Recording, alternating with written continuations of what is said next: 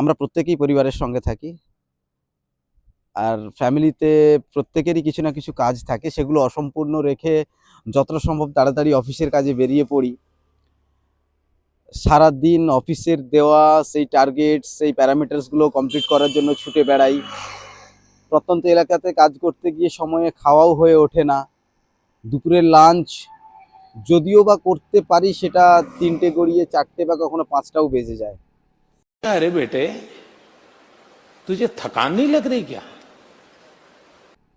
কিন্তু সারাদিনে এই অফিসের দেওয়া টার্গেটস, প্যারামিটার্সগুলো কমপ্লিট করতে গিয়ে দিনের শেষে দেখি হয়তো সেই প্যারামিটার্সের ইন্ডেক্সগুলো আমরা কমপ্লিট করতে পেরেছি, সেগুলোকে টিক করতে পেরেছি।